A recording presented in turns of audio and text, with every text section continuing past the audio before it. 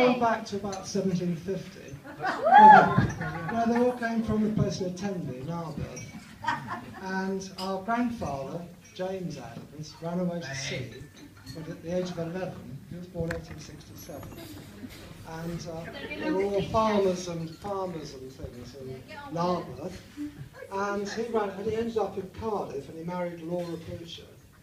And they settled in Brunel, which is a big boom town in South Wales, a big boom hill town. And Marjorie and Charles, our parents, were both born in Brunel, got married and moved to Builth, a little village called Cumbach Leffley, up the Wye Valley. And Michael lived there. He was born, as you said, 80 years ago today, actually. And then, later on, I was born, and then Mark, in the same bed, in the schoolhouse. My father was the local schoolmaster, and we lived there till about 42. And then Michael, our grandfather, the one who Davis from in Brunel, died. And Michael, at the age of about 8 or 9, went to live with our grandmother because she was on her own. Her other son was off at the war. And Michael had to help run the shop, the bookshop. And he was sent, at the age of about 8 or 9, I think, down to Newport on the bus with a couple of £100 in a carrier bag, buying books. Can you imagine that? And paper. Paper. Then we all moved to Dalton, near Shepton. And he thought, our father moved from the most rural Welsh county to get more opportunity for his children to the most rural Somerset, the most rural English county. And then Michael went to Sexes until, I can't remember that, until he was 16, and left, went to Cannington Farm College, in Cannington, and then went to work on the farm as herdsman, what do you call it, milkman, for several years, and then joined the army when he was 18. And to everybody's mad with him. He signed up for 3 years instead of for 2 for national service. So they're mad with him. But anyway, as soon as he got in the army, they discovered he had a slipped disc. He spent 6 weeks at Tidworth Hospital, military hospital, lying on a plywood bed for 6 weeks, in which to visit him. And then he went to Egypt for a couple of years, living in a tent, 4 men, 2 double-deck beds. No, it was single bed. One on top of the other.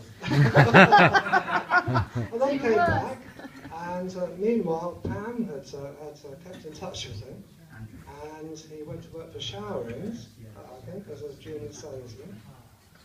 And then they got married, and I can remember Mark and I collecting the fags up off the table and smoking them. I was 6 And then they raised their family, Tim and Jeremy, and they lived happily there in Shepton for a number of years. But gradually, unfortunately, the supermarkets took over, and the shops would do as well. And he had a job with Mark as a trailer salesman, but he turned out to be very good at that. And they moved up to Retford. Well, that's why I'm going to hand you over to Mark.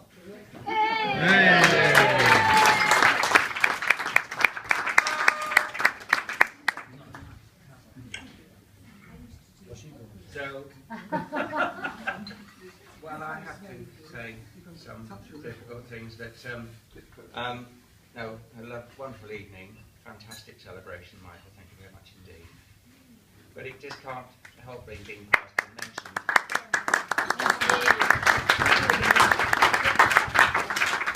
The incredible tough things that you've had to cope with in your life, Michael, like the loss of your wife, Pam, the loss of your very best friends, John and Di, and obviously Jeremy.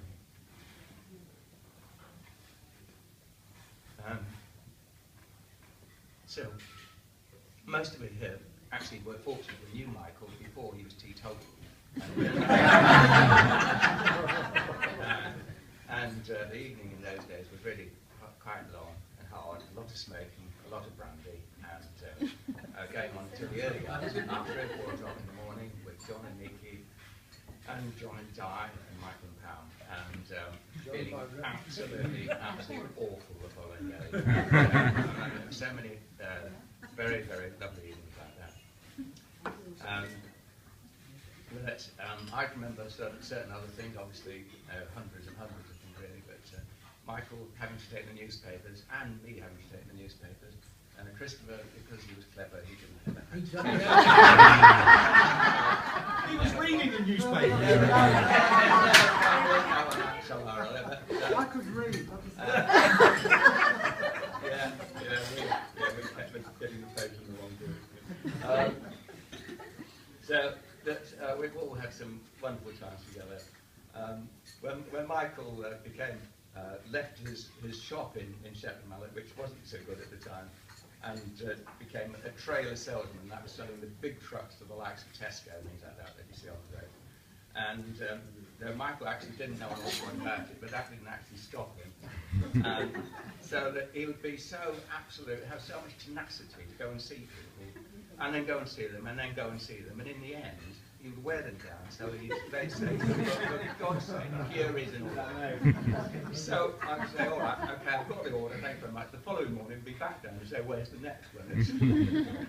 And Michael ended up probably being the absolute top trailer salesman in the country. An amazing credit to him from the... I don't know that.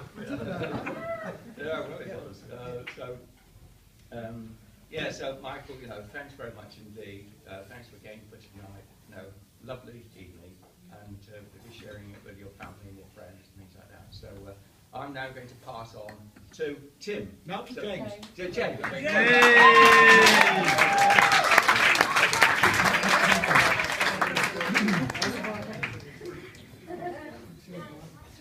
Have we got a sweet? Have we got a sweet?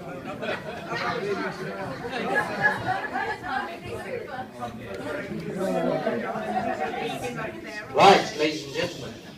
First of all, I'll start by congratulating my grandfather on reaching his 8th decade on the planet. As some... Ninth, sorry, I've just been corrected. Good start. As some of you may already be aware, my grandpa's parents were teachers. So I thought we would have a little history lesson, as I knew that most of his life story would already be covered by the two gentlemen.